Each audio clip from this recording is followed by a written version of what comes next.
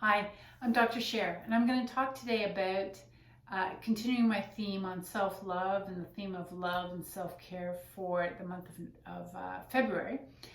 Today I'm going to talk about pleasure, bringing more pleasure and more joy into our lives and the importance of that. Having more of that, obviously that's a form of stress reduction, but just makes life more enjoyable. It improves our quality of life, our mental health. And as much as obviously I'm a big proponent of healthy eating and exercising, but you want to make this eventually so it is a very pleasurable experience on a day-to-day basis. But then there's times when we just need more added pleasure and a playfulness and joy. Now, these can come from areas, it doesn't need to be about food. And in working with people as long as I have been in the area of weight loss, a lot of people food is their source of pleasure.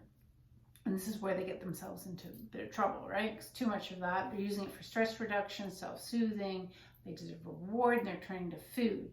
So, when they try to lose weight, and it's kind of like ripping off the Band-Aid, and suddenly they can't have their comfort foods. It's like, well, where's the pleasure in life, so to speak? So when we think about quality of life, that's why it's very important, and it's enjoyable to have elements of things that are pleasurable and joyful in our lives. That's going to help with not turning to food, but also just makes life more fulfilling. I was last week actually was speaking with a client of mine, it's not a friend of mine, that she does skincare. She's an Ayurvedic healer, and I have a lot of her skin products. They're beautiful. And, but it's interesting because with her, she's very much teaches about pleasure and the sensory experience of it. And really it's an attitude. It's no matter, we can make a very simple activity very pleasurable. So for example, skincare routine where, you do cleansing, and then you put on the toner and then the oils and moisturize. What can be very functional as an activity, or with what she would recommend is you make it very sensory. So now it becomes an experience, and you're just you're slowing down the time. As an example, it's like light the candle, have nice music playing. Take your time, do some deep breathing, like really feel your hands massaging your face. That becomes an experience, and the more we have elements of that in our life, then the happier we are, but also it takes the pressure off of looking for food to be sort of our source of pleasure. We're nourishing our soul, but through these other ways of bringing pleasure into our life and bringing joy. Again, it could be just to sit and read a book, but you can make the whole experience like very enjoyable. Getting a very nice cup of tea in your favorite mug, sitting, getting in a really comfy chair, having a nice blanket, whatever it is for you, but making the whole experience all about pleasure on as many levels as you can. Losing your senses, drawing in more of the senses. All of that makes the experience extremely fulfilling. And that has a real settling effect on our physiology.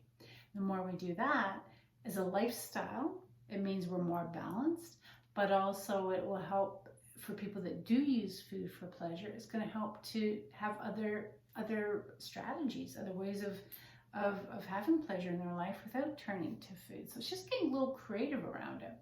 And it's really about just slowing down when doing things a bit more intentional. This book, I love this book. It's called French Women Don't Get Fat. And I've spoken about her before, Muriel Guiliano, and she actually was president of a champagne company. And in this book, she talks a lot about pleasure, and she's comparing kind of North American women to French women. She lived in North America when she was in her early 20s, then she went back. She's, I think, in her 70s now, could even be older. But this book is a reflection on her time, having lived in France, then North America, and then back to France. And, she said one of the things that she noticed that the French women, they so much of what they do is focused on pleasure. So if they are going to, let's say, for example, in around food, if they are going to eat something, that we would view as unhealthy, like chocolate. But, you know, they would have like it'd be very high quality chocolate. You know, they'd be savoring it. Her mother would have one piece after dinner every night. And it was a meditative experience for her mother. And they all knew, don't bother mother. You know, she's having her chocolate. So literally she would sit quietly. The family knew not to bother her. It was her time. She would savor the chocolate for however long, you know, 5 to 10 minutes. But it was an experience. It was a sensory experience. She gives examples like going out walking.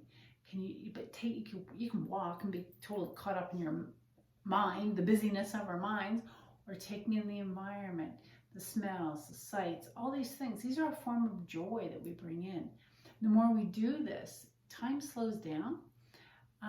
We're much more present in the moment, which is a form of stress reduction, but just makes everything much more fulfilling. And therefore, the more we have that going on, we're not going to turn to the food as much, which really sets us up for a much healthier lifestyle.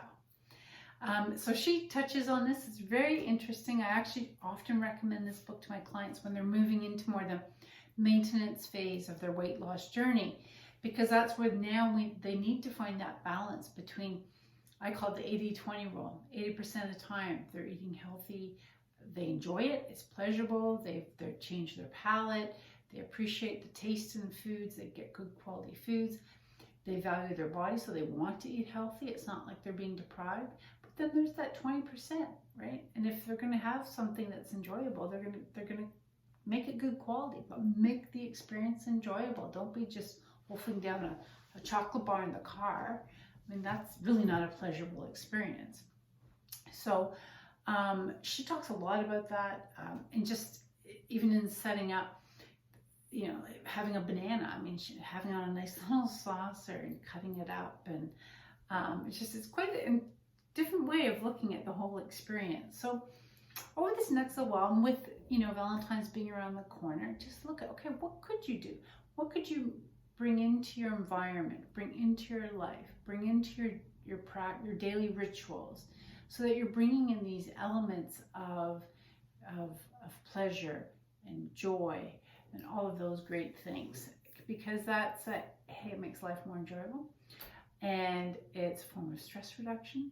It's going to help you in terms of, if you use food for pleasure, this is going to help you nourish your soul in a different way that's not about food, and ultimately will help set you up as well down the road, you know, for the lifestyle.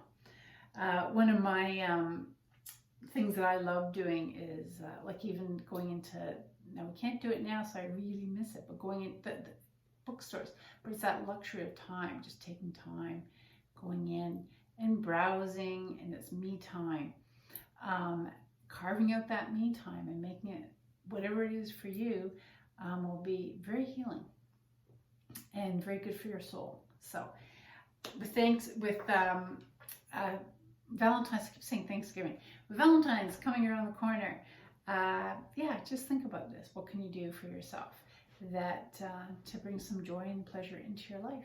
And I would like to wish you a happy Valentine's. Treat yourself well, you know, this week, and not just this week, going forward, forever, treat yourself well. And I will be back again, and we'll talk some more about other elements of self-love. Okay, take care. Bye-bye.